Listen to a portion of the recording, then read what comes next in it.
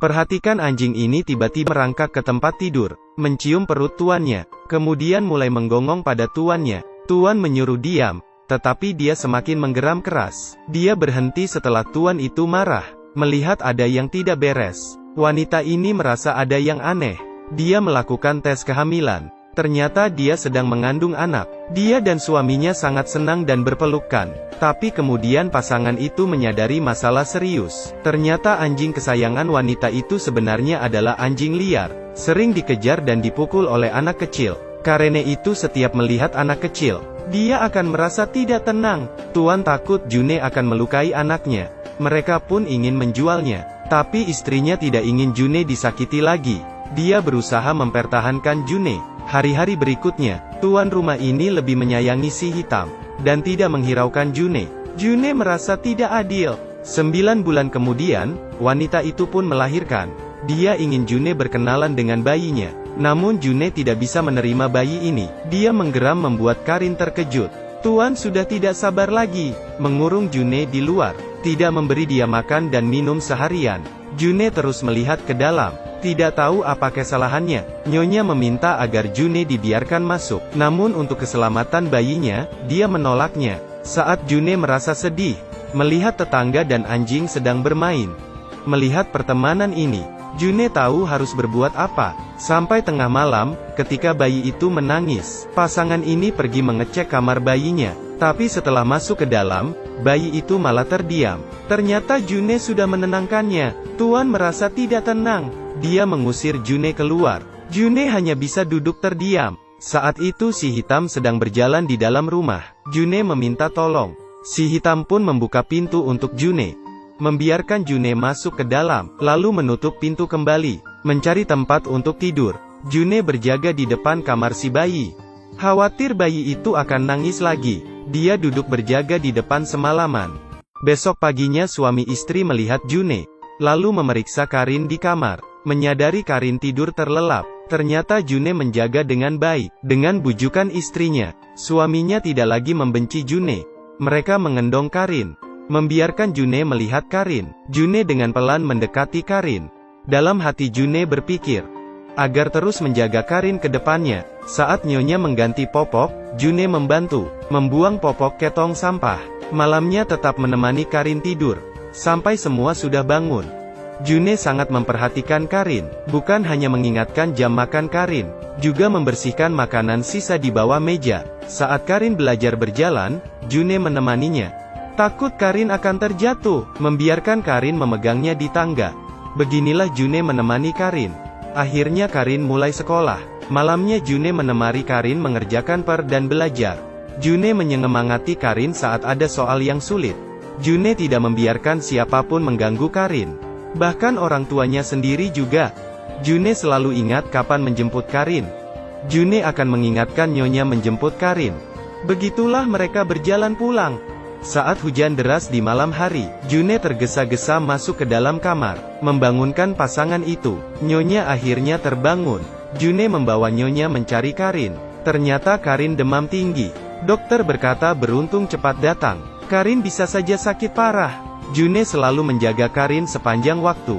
Sedikit saja Karin merasa tidak enak badan, June akan langsung memeriksanya, lalu melapor pada nyonya. Saat nyonya menemani Karin tidur, Karin berkata gurunya memberitahu anjing hidup beberapa tahun saja. Dia takut kehilangan June dan kopi. Nyonya berkata asal selalu menjaga, mereka akan selalu berada di sampingmu. Apa kamu akan selalu menemaniku? June mendekati Karin, membuat Karin tidur dengan tenang. Karin pun tidur terlelap. Karin akhirnya libur sekolah. Suami istri berencana liburan dengan Karin. Karin tidak tega berpisah dengan Karin. Ini pertama kali dia berpisah dengan June. Belum lama Karin pergi, June sudah tidak tenang. Kopi meminta Bibi membuka pintu untuk June. Bibi menolak Kopi. Di lain sisi June mengkhawatirkan Karin. Malamnya saat Bibi tertidur, Kopi membantu June keluar. June keluar mengejar Karin. June yang pertama kali keluar, sudah bertemu orang jahat, ditipu supir, untuk dijual dagingnya. Terakhir June berlari keluar dari mobil itu. Berjalan semalaman June kelelahan dan kelaparan. Di jalan dia bertemu dua laki-laki, satu memegang makanan kesukaannya, satu lagi berpura-pura di belakang. June akhirnya ditangkap dan diikat di pohon. Dua orang itu pergi mencari penjual daging. Ternyata semua itu dilihat oleh anak kecil. Anak itu melepaskan June. June balik badan berterima kasih kepada anak itu, lalu melanjutkan perjalanannya.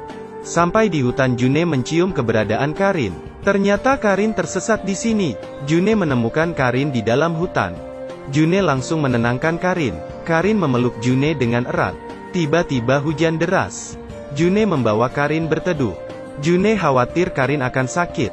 Setelah hujan reda, June membawa Karin pergi. Tapi baju Karin basah, Karin menjadi sakit. Karin tidak tahu ada perangkap di depannya. June mendorong Karin untuk menyelamatkannya. Tidak jauh, mereka dihadang pohon besar. Karin tidak bisa memanjat pohon itu. June pun mencari jalan keluar. Tapi tidak ada jalan lain. June mencari ke arah lain. Namun tetap tidak ada jalan. June mengorek lubang di tanah.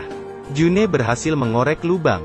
Tapi Karin sudah tidak bergerak. June sadar Karin sudah pingsan. June segera mencari pertolongan. Melihat ada Tuan yang mencari Karin. Tuan melihat June, merasa ada yang tidak beres.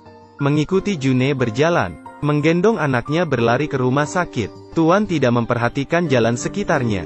Saat akan terjatuh, June dengan sekuat tenaga, mendorong Tuan ke arah lain. Tuan berhasil diselamatkan. Tapi June yang terluka. Tuan melihat June yang terjatuh, mengecek June yang terluka. Tuan menjadi bingung. Dia tidak bisa membawa June dan Karin bersama. June mengisyaratkan Tuan membawa Karin dulu. Lalu menahan sakit sendirian, menunjukkan dia tidak sakit. Membiarkan Tuan membawa Karin pergi. Tuan pun membawa Karin pergi. June melihat Karin sudah pergi. Dia pun tidak sadarkan diri. Saat tersadar Tuan membawa kopi menyelamatkan June. Tapi dokter berkata perangkapnya ada racun. June tidak akan bertahan lama. Tuan mendekati June menatapnya dengan sedih. Mereka bersiap menemani June terakhir kalinya. June yang sudah sangat lemah. Bahkan makanan kesukaannya pun tidak dimakan. Melihat Karin terjatuh, ingin beranjak membantunya. Tapi June tidak bisa lagi.